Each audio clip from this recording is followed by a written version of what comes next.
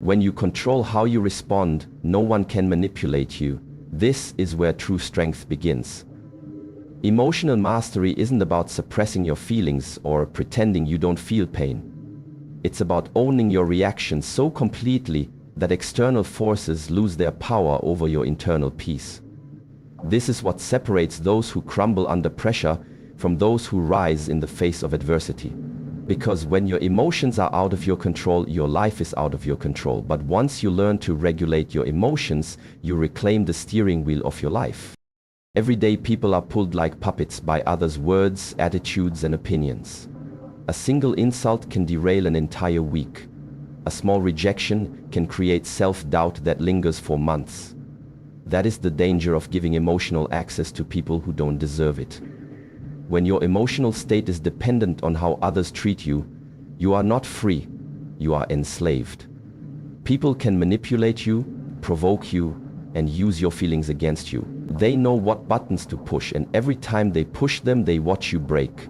That's not weakness because you feel. That's weakness because you've never trained yourself to respond rather than react. Emotional mastery is the shield that makes you untouchable. When insults don't penetrate, when silence doesn't shake you, when chaos around you doesn't cause chaos within you, that is true power. People think power is in control over others, but the real power is control over self. It's not about dominance, it's about discipline. It's not about winning arguments, it's about walking away without the need to prove anything. The strongest person in the room isn't the loudest one, it's the one who doesn't flinch when others try to provoke them. That calm, grounded presence, that's what emotional mastery gives you. This doesn't mean you stop feeling. It means you feel fully, but you choose how to express it. You feel the anger, but don't become rage. You feel the sadness, but don't collapse into despair. You feel disappointment, but move forward with wisdom. Emotional mastery means being the observer of your emotions, not the slave to them. You can acknowledge pain without drowning in it. You can recognize disrespect without needing to retaliate. This kind of control doesn't come overnight. It's trained in silence, in solitude, in moments where you could have exploded but chose stillness instead. Once you reach this level, people notice. The ones who used to manipulate you will grow frustrated because you no longer give them what they want. Emotional chaos. They will test you, they will press harder, but you won't move because you are no longer playing their game. You've built your peace from within, and nothing external can shake what's rooted deeply inside you. That's emotional mastery. And that is the ultimate power, not because it controls others, but because it frees you from them, from reaction, from dependence, from weakness. And once you are free, you are finally unstoppable. Silence is often misunderstood. People confuse it with weakness, with submission, with having nothing to say. But silence, when chosen with intention, is one of the most powerful weapons a person can wield. It's not the silence of fear, it's the silence of control. It's the calm in the eye of the storm, the pause that disarms chaos. When emotions run high, when tension fills the room, it is not the loudest voice that wins. It's the one who holds their ground without being shaken. The ability to respond with calm instead of chaos makes you unstoppable, especially in conflict, because silence carries a weight that noise can never match. When you're silent, you're observing, you're calculating. You're not wasting energy reacting, you're preserving your power. Most people speak just to be heard. They react because they feel attacked, triggered, or misunderstood. But those who understand the strength of silence know that they don't need to prove anything. They don't need to defend themselves against every accusation, every insult, every attempt to provoke. Instead, they let their stillness speak louder than words ever could. Silence creates discomfort for those who thrive on drama. It removes the fuel from their fire. And in that absence, they reveal more about themselves than you ever need to. In conflict, silence isn't retreat, it's strategy. When you pause before responding, you shift the dynamic. You no longer react from emotion, you respond from clarity. That pause allows you to observe not just the other person's words, but their intention, their weakness, their emotional instability. It puts you in control. And control isn't about dominance, it's about direction. When you're calm, you dictate the tone. You refuse to be pulled into emotional turbulence. You keep your energy intact while others exhaust themselves trying to provoke a reaction. Some people fear silence because it forces them to sit with themselves. But when you're comfortable in your own presence, silence becomes a sanctuary. In a world addicted to noise, the one who remains quiet holds the most power. Silence demands attention. It draws people in. It makes them wonder what you're thinking, what you're feeling, and why you're not reacting like they expected. That mystery is power. That unpredictability is strength. It keeps you untouchable because no one can read you, control you, or use your emotions against you. You don't have to respond to every insult. You don't have to engage every battle. Not every opinion deserves your voice, and not every conflict deserves your energy. Your silence, when chosen wisely, protects your peace and elevates your presence. It's not about being passive, it's about being precise. It's about knowing when to speak and when to let silence say everything. The loudest response isn't always the most powerful. Sometimes, the strongest move is no move at all. Silence doesn't mean you've lost. It means you've outgrown the need to prove you've won. That's the kind of strength that can't be shaken, manipulated, or broken. That's why silence isn't a weakness, it's a weapon. And when you master it, you become unstoppable. Emotional triggers are like invisible strings that others can pull to manipulate your behavior, your mood, and your decisions. They're the soft spots in your psyche, wounds that haven't fully healed, insecurities you haven't faced, fears that still live under the surface. And if you don't learn to recognize and disarm them, they become weapons in the hands of anyone who wants to control you. But here's the truth. Emotional triggers only have power if you give them power. Those in chains unless you refuse to break them. Learning to disarm your emotional triggers is how you take that power back. And when you do, no one can use your own emotions against you ever again. The most dangerous part of emotional triggers is that they often operate without your awareness. Someone says something seemingly harmless and you suddenly feel anger, shame, sadness, or panic. You may not even understand why it hurts so much, it just does. That's because the trigger is connected to something deeper. A memory, a betrayal, a moment from the past where you felt powerless, rejected, or not good enough. And when someone intentionally or unintentionally touches that nerve, your body reacts before your mind catches up. That's not your fault, but it is your responsibility to fix. If you don't take the time to identify your triggers, you'll live your life in a constant state of emotional reaction. You'll snap at people who don't deserve it. You'll fall into patterns that sabotage your growth. Worse, people who understand your weak spots will use them to control you. They'll know how to make you doubt yourself. They'll know what words to use to keep you small, insecure, and emotionally dependent. And every time you react, you give them control. But once you do the work, once you dig into your own emotional responses, reflect on your past, and heal the wounds that caused them, you become immune to manipulation. The same words that used to send you into a spiral now bounce off you like rubber bullets. The same tactics that once made you feel worthless now only reveal the insecurity of the person using them. Because you've disarmed the weapon, you've taken away their access to your inner world. This kind of self-awareness doesn't come from pretending triggers don't exist. It comes from confronting them. When you feel a strong emotional reaction, ask yourself, what is this really about? Where is this coming from? What story am I telling myself that gives this person the power to affect me? The answers won't always come quickly, but over time, you'll see the patterns, and once you see them, you can break them. No one should have the power to control your peace, your confidence, or your self-worth. When you master your triggers, you reclaim that power. You become emotionally untouchable, not because you don't feel, but because you're no longer ruled by unconscious wounds. You respond with clarity instead of reacting with pain. And in doing so, you step into a version of yourself that no longer fears manipulation, because there's nothing left inside you for them to weaponize. The power of internal validation is one of the most liberating forces a person can possess.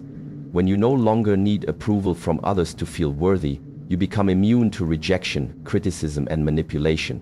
You stop living for applause and start living for purpose. This shift doesn't happen overnight, but once it does, it changes everything. You no longer chase compliments to feel good about yourself. You no longer fear judgment because your value isn't up for debate. You know who you are, and that knowledge becomes your armor. From a young age, many of us are conditioned to seek external approval. We're praised when we perform well and criticized when we fall short. Over time, this praise-reward system wires our self-worth to the opinions of others. We start living not for ourselves, but for acceptance. Our identity becomes fragile constantly shaped by how others see us. But here's the danger. When your sense of self depends on external validation, you give away your power.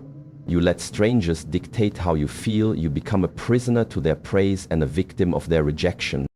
Internal validation breaks that cycle. It's the ability to affirm yourself without needing anyone else to do it for you. It means looking in the mirror and saying, I am enough, even when the world says otherwise. It means staying grounded in your truth when others misunderstand you. It means recognizing your own growth, even if no one claps for it. This kind of self-trust is rare, but once it's built, it becomes unshakable. Because when your worth comes from within, no one can take it from you. Criticism loses its sting when you're not seeking validation in the first place. You can receive feedback without falling apart. You can hear someone's opinion without questioning your value. Even rejection, which once felt like a dagger, becomes just another redirection. When you no longer crave approval, rejection becomes information, not devastation. You begin to understand that not everyone will like you, and that's perfectly okay. Their opinion doesn't change your reality. It doesn't touch your core, because your core is built on your own understanding of who you are.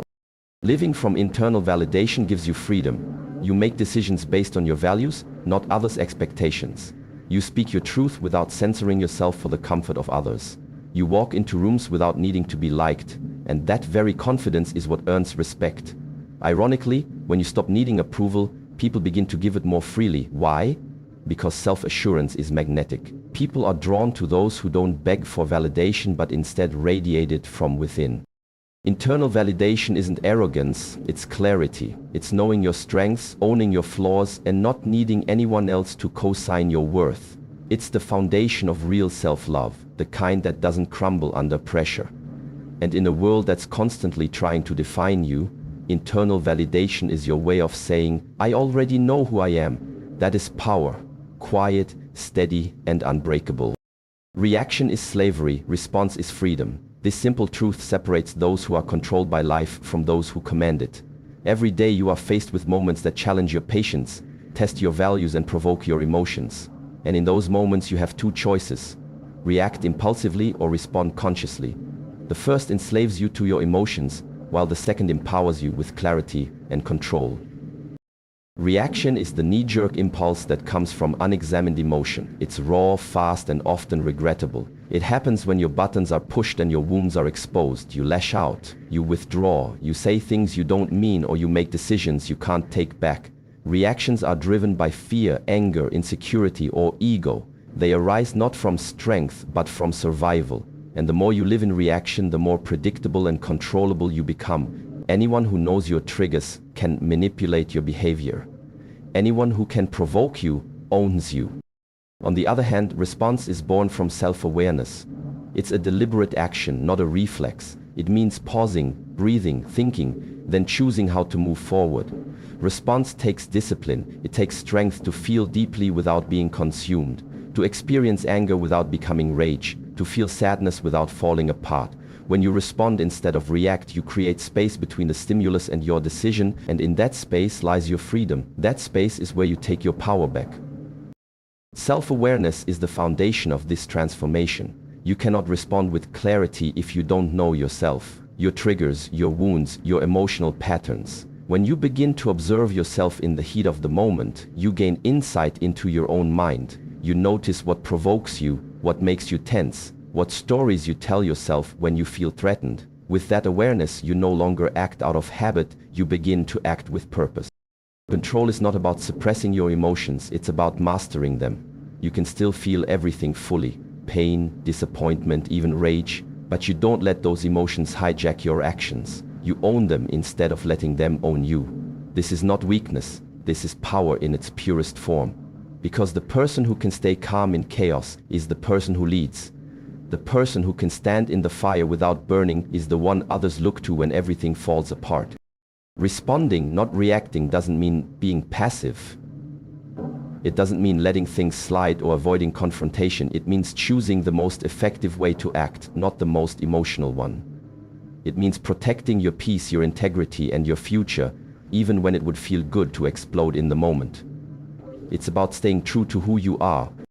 When you master this skill, you become untouchable. People will try to trigger you, push you, provoke you, but you won't flinch, not because you're numb, but because you're in control. And that control is where your true power begins. Reaction is slavery. Response is freedom. Choose freedom every time. Emotional independence is one of the most powerful gifts you can give yourself. It's the ability to stand firm in your own emotional center without being swept away by the storms around you. When you are emotionally independent, you are no longer hijacked by your feelings, no longer tossed about by other people's moods or opinions. This freedom creates mental clarity, the kind that allows you to see situations and people exactly as they are, without the distortion of fear, desire, or bias. Most people live under the influence of their emotions without even realizing it. When something happens, a harsh word, a disappointment, a conflict, their feelings take over. Their thoughts cloud with anger, sadness, or anxiety, and suddenly the reality of the situation becomes blurred. They see enemies where there are none, threats where there are none, and problems far bigger than they really are. Emotional hijacking distorts judgment because it prioritizes survival over truth. In that state, decisions are made based on pain or fear, not reason or wisdom. But when you cultivate emotional independence, you refuse to be a passenger on the roller coaster of your feelings. You recognize the emotions as signals, not facts. You observe them with curiosity rather than being consumed by them. That observation creates distance, and distance brings clarity. Instead of reacting to every emotional trigger, you step back and assess the situation with a clear mind. You see the true motives of people, the real consequences of events, and the best course of action for yourself. This clarity is the foundation for wise choices and effective action. Mental clarity from emotional independence also means you are less likely to project your fears or desires onto others. When emotions control you, it's easy to assume others have bad intentions or that situations will end badly because you're afraid or insecure. But with emotional independence, you can separate your internal world from the external one. You understand that someone's harsh words may have nothing to do with you, or that a difficult situation may be temporary and solvable. This insight prevents unnecessary conflict and helps you maintain healthier relationships. Furthermore, emotional independence protects your peace. When you are no longer tied to the approval or judgment of others, you don't lose your calm when faced with criticism or rejection. You don't spiral into self-doubt when things don't go your way. Your emotions don't control your self-worth. That kind of mental clarity allows you to focus on what truly matters: your goals, your values, and your growth. You don't waste energy on distractions or false narratives because you see through them clearly. This clarity isn't something you gain overnight. It requires practice, patience, and self-awareness. It means training yourself to notice when emotions rise and choosing not to act on impulse. It means reflecting on your feelings to understand what's underneath them. It means accepting that not every emotional wave needs to dictate your reality. Over time, this practice rewires your mind and heart. You become someone who responds calmly, thinks strategically, and acts with purpose. When emotional independence leads to mental clarity, you live a life of freedom and truth. You navigate challenges with calm confidence and build connections based on understanding rather than reaction. You become the master of your inner world, and in doing so, you unlock the power to shape your outer world. The journey to emotional independence and mastery is not always easy, but it is undeniably worth every effort. When you learn to control your responses, disarm your triggers, embrace silence as strength, and validate yourself from within, you step into a power that no one can take away. This power grants you mental clarity, frees you from the chaos of emotional hijacking, and allows you to see the world and yourself with unshakable truth. True freedom comes not from controlling others, but from mastering your own inner world. And once you claim that freedom, you become unstoppable. No one can control your emotions again, because you have become the master of your own peace and power.